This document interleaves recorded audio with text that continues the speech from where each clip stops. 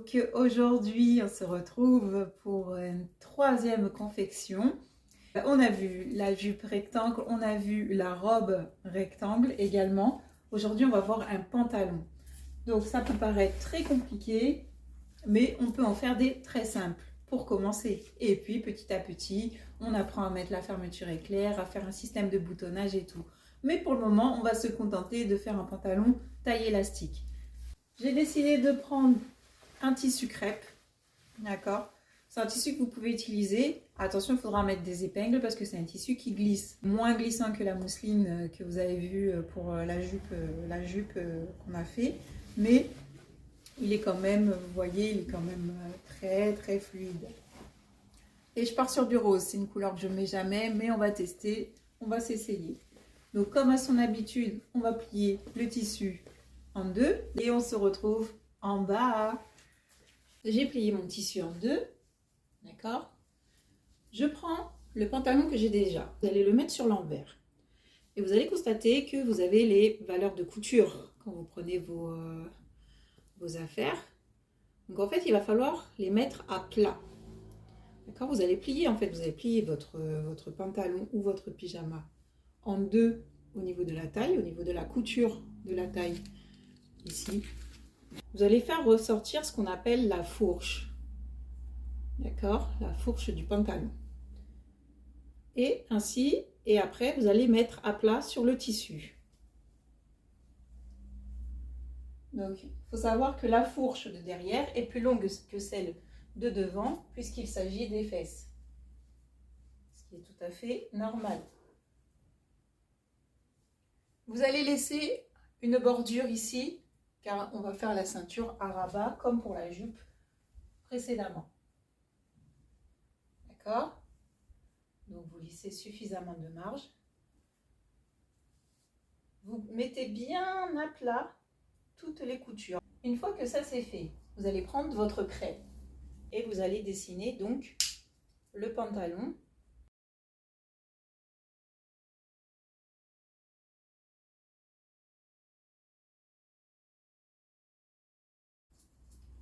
Vous rajoutez une valeur pour l'ourlet en bas.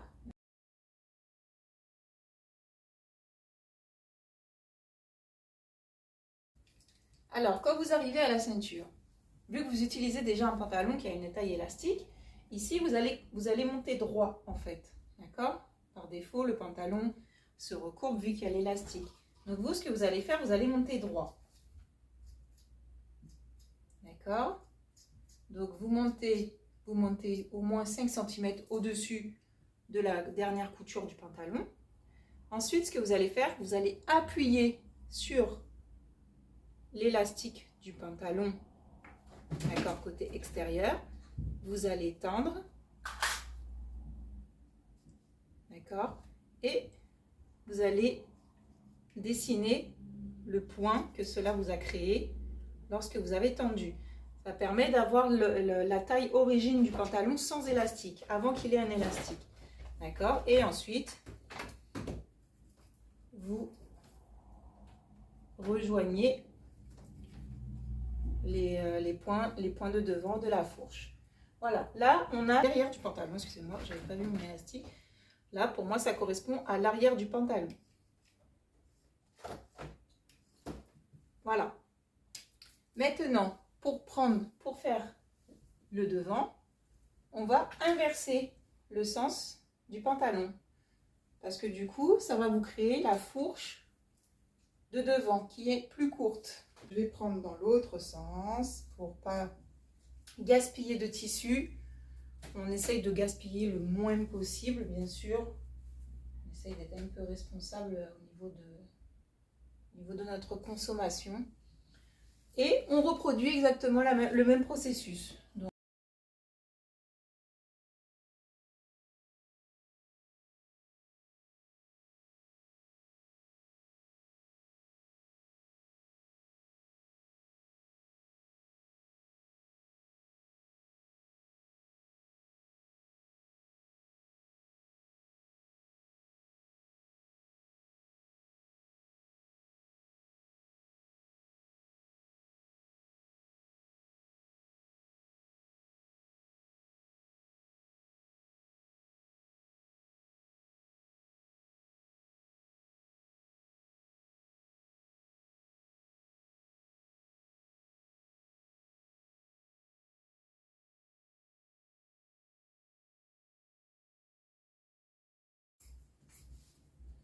Non, non, non, non, non. Voilà.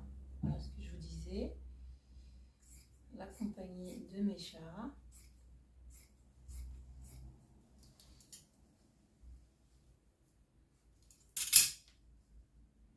Qui décide de gâcher mon instant plaisir.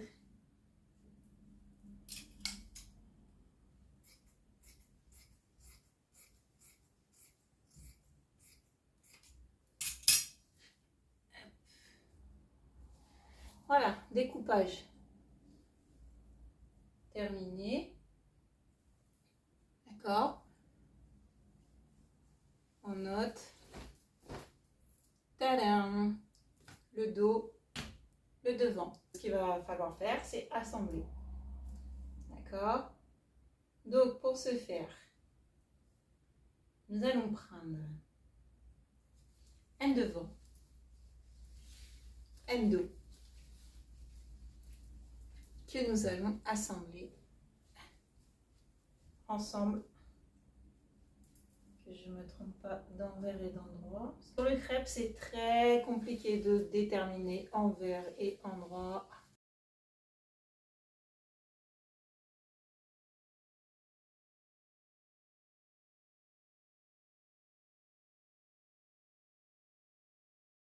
Donc, on va commencer à coudre les côtés.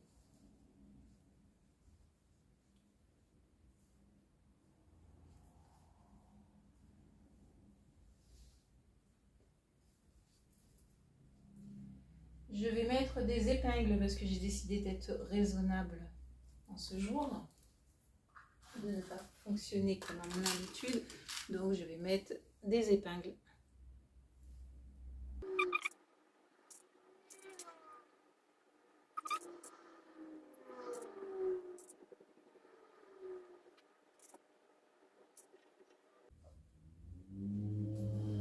Et on passe à la couture.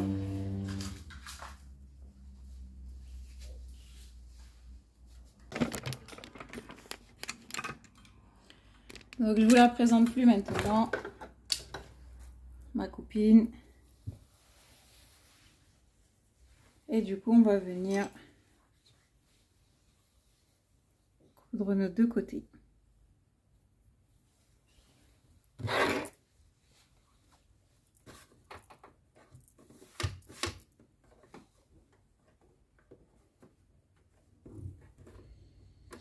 Donc, vous connaissez le rituel. Je place le tissu, je baisse le pied, je fais un demi-tour de roue. Je suis prête à coudre. Je vais agrandir un peu le point, puisqu'il s'agit d'une matière fluide. Je conseille fortement, puisqu'il s'agit d'une matière fluide, de faire le point zigzag après pour renforcer. On fait machine arrière et c'est parti. Matière fluide, donc je tends le tissu, comme je vous ai expliqué pour la jupe.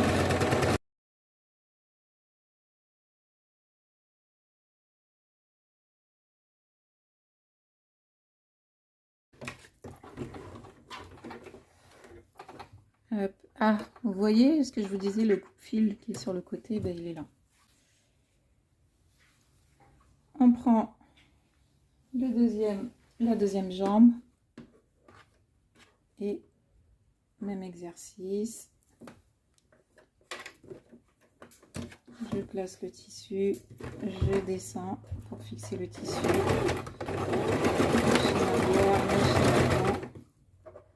J'attrape. C'est parti.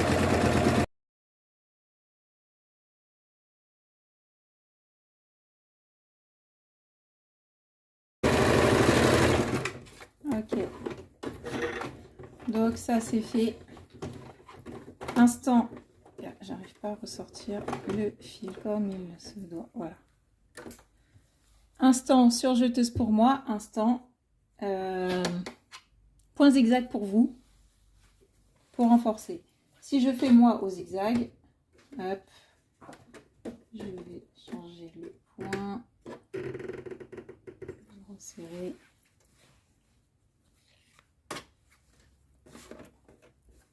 Je passe là. Ah, j'ai mal J'ai mal positionné mon tissu. On voit, ça fait un bourrage, ce qu'on appelle un bourrage. Et peut-être que je suis à la fin de ma canette aussi. Vérification. Non, pas du tout, par contre. Alors, peut-être que je ne vous ai pas présenté ça quand je vous ai fait l'enfilage de la machine. Donc, on a ce qu'on appelle une canette. Les machines de maintenant, elle est située au-dessus. Ça, c'est un ancien modèle, donc c'était en dessous. Je mets la canette, je fais le tour. Je ressors le fil, je tire. Et c'est parti.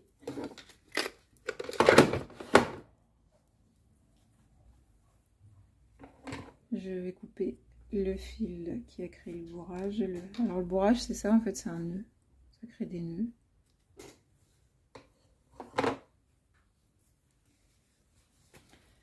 Et c'est parti, je repositionne mon tissu. Je fais en sorte que en fait, le bord du tissu se trouve après l'aiguille pour éviter que ça se reproduise. Je pousse un peu mon tissu.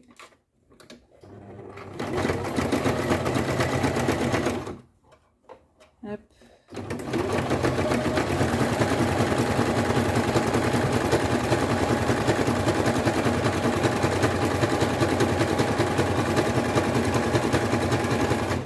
Alors je vais vous montrer. Après, en fait, vous pouvez découper quasiment au bord pour enlever tout le surplus.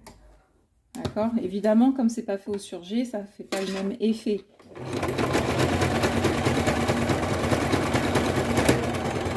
Ou si vous vous sentez, eh bien, vous cousez au bord du tissu. C'est-à-dire vous placez votre pied, votre tissu au milieu du pied de couture. Et il faudra faire en sorte de coudre, de faire en sorte que le point zigzag ressorte du tissu à chaque fois pour créer pour fermer en fait le tissu, pour bloquer le tissu.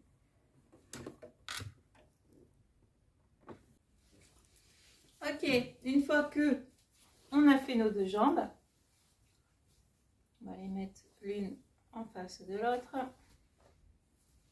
D'accord, vous voyez, vous commencez à voir le pantalon quand même. Ok. Donc là, on va faire la couture ici du devant et puis après celle du derrière. Et il ne nous restera plus que la jambe intérieure à faire, l'élastique, les ourlets et votre pantalon sera prêt. Aussi simple que cela. Donc pour ce faire, donc on prend jambe avant, on rabat l'une sur l'autre. Hop. Et on coud. Et on fera la même chose au niveau des fesses. On se retrouve tout de suite. J'ai fait une petite erreur. J'ai cousu sur l'endroit au lieu de coudre sur l'envers. Du coup, je me suis équipée de mon ami Découvite. Et du coup, je vais vous montrer, parce que comme c'est une matière fluide, on n'emploie pas la technique de faire glisser entre le tissu. On est beaucoup plus délicat. Donc en fait, on écarte le tissu. D'accord? Je vais vous montrer à la base de l'erreur. D'accord? Donc on est comme ça. On prend son tissu. Et du coup, on écarte. D'accord? On voit la couture entre les deux. Et du coup, on va venir passer le découvite entre les deux. D'accord? Ainsi. Du coup, c'est beaucoup plus délicat. Ça prend plus de temps. D'accord? Ça prend plus de temps. Mais c'est pour faire en sorte que le tissu ne se déchire pas au niveau de la couture. Hop, voilà. Donc, on passe, on coupe, on tire. On passe, on coupe, on tire. Voilà. Sinon, il y a aussi une autre méthode. Donc, vous mettez à plat votre tissu et en fait, vous faites des repères et vous tirez les fils un par un. Et quand il y a assez, voilà, vous tirez d'un coup. Quand vous tirez les fils, vous tirez, vous tirez. Quand vous pensez que ça va passer, ça va glisser, ben, vous tirez d'un coup sec, normalement tout s'en va. Voilà, le crêpe est un peu en matière dure. Et du coup, quand vous tirez, voilà, ça s'enlève. Vous avez juste à tirer le fil à l'arrière. Et voilà, le problème est réglé. Donc là, j'ai cousu mes deux entrejambes. Je les ai surjetées en même temps. Je viens mettre mon pantalon jambe face à jambe. Et là, le travail va consister à coudre l'entrejambe du coup, en faisant attention à ce que la fourche, voilà, passe bien par le centre. D'accord, vous les positionnez et vous mettez des épingles.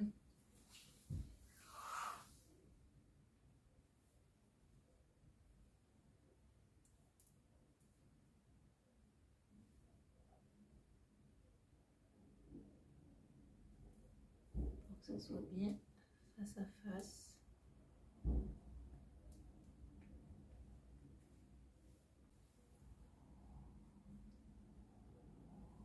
Et vous rangez les deux jambes, comme ça votre tissu ne bouge pas.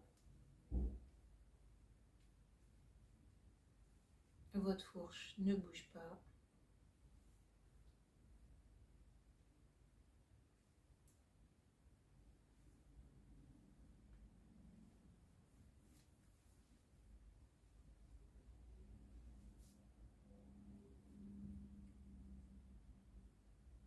Alors je vous conseille pour commencer de faire une jambe et l'autre jambe.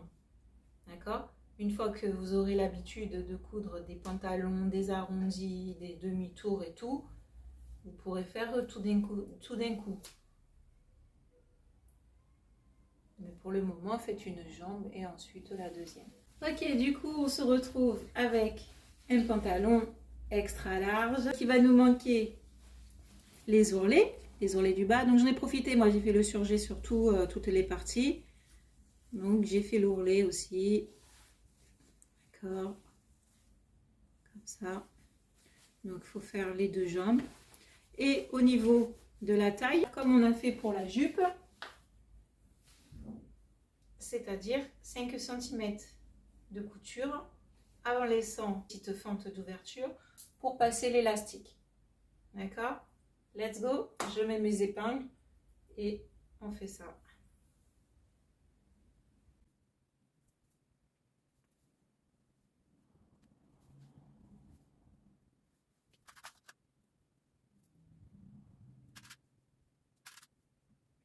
Allez, t'as fini comme moi. Hop, tout est fait. On retourne notre pantalon. On va aller prendre un élastique et une épingle à nourrice. Hop.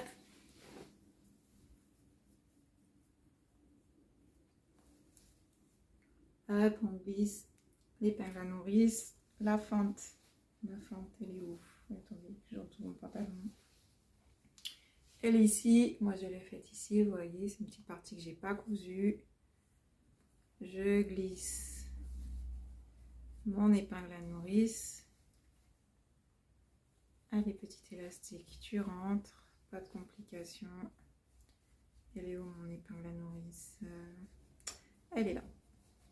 Et on fait le tour.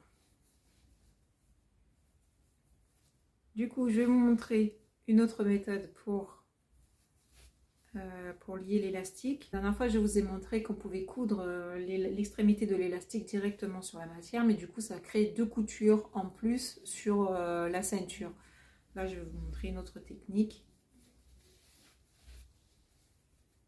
Par contre, il faut veiller à ce que l'élastique ne rentre pas dans la taille. Alors, il y en a qui font des nœuds, il y en a qui les tiennent.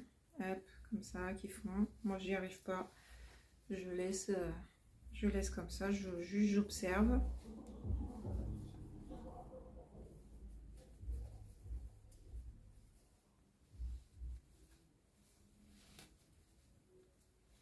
On a l'impression qu'il est rose fuchsia le pantalon, mais pas du tout.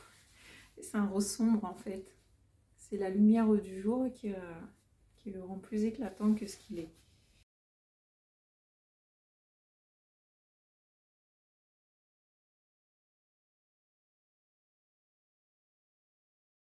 Mon élastique est toujours là, donc tout va bien pour le moment. Je fais en sorte qu'il rentre pas en fait dans la taille.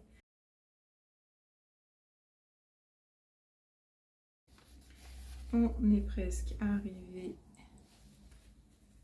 au bout.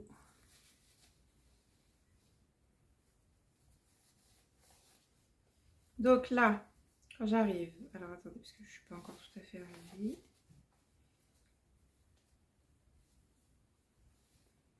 Donc voilà, j'y suis. Donc je vais venir ressortir, comme tout à l'heure, mon épingle à nourrice. Oh, elle s'est ouverte. Donc je sors mon épingle à nourrice avec l'élastique. Je tiens bien les deux bouts. Je retire mon épingle à nourrice. Et je vais lier l'élastique entre lui-même. D'accord, je pose l'un contre l'autre. Et je vais faire une couture ici, une couture ici. D'accord, et j'aurai plus qu'à lâcher et l'élastique sera attaché au pantalon sans qu'il y ait de couture visible. Let's go! Du coup, vous voyez, j'ai mon élastique, je pose 1, 2, je viens passer sous la machine et je vais faire plusieurs allers-retours.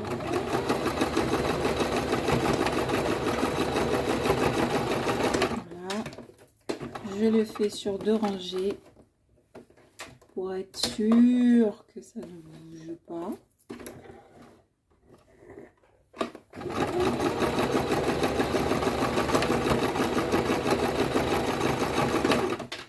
Ok, je sors mon fil, hop, je coupe tout ce qui dépasse.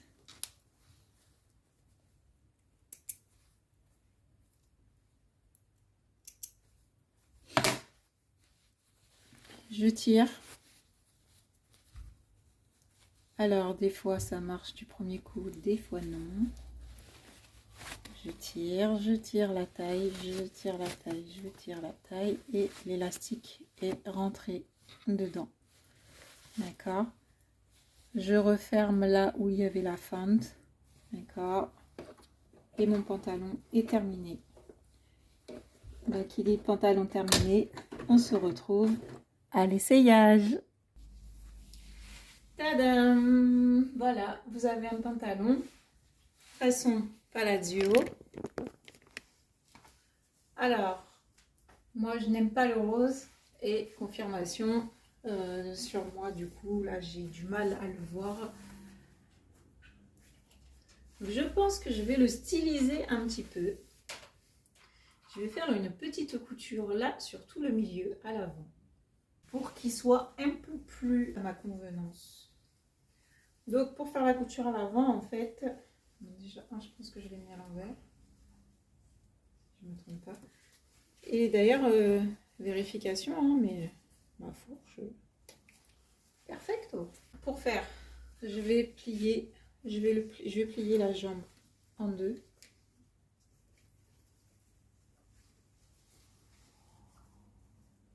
D'accord.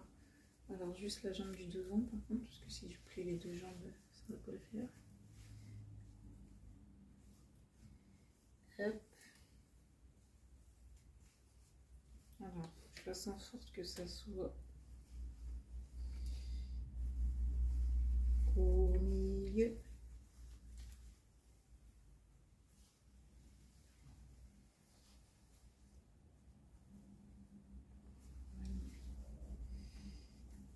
Et je vais faire une couture à 1 mm sur toute la longueur.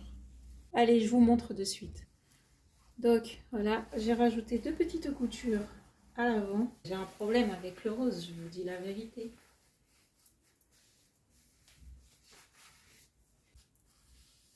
Voilà, ça vous permet de personnaliser. C'est très simple à faire en fait. Vous prenez votre jambe, vous la plaquez à deux, vous passez un coup de fer à repasser. Vous avez une ligne qui va se créer et vous aurez juste une couture à faire on a notre pantalon, quoi qu'il en soit, qu'il me plaise ou pas, on s'en fiche en fait. On a fait notre pantalon façon palazzo, j'aurais pu faire plus large peut-être, je sais pas. Bon, bref. Vu qu'il me reste du tissu, peut-être qu'il y aura un petit haut qui l'accompagnera. Enfin, ceci étant, on se retrouve pour la prochaine vidéo qui consiste à dupliquer un t-shirt et le recustomiser. Enfin, on va essayer de sortir de... On va utiliser la base du t-shirt et on va essayer de sortir de cette base-là pour créer un nouveau vêtement. Je vous dis à bientôt!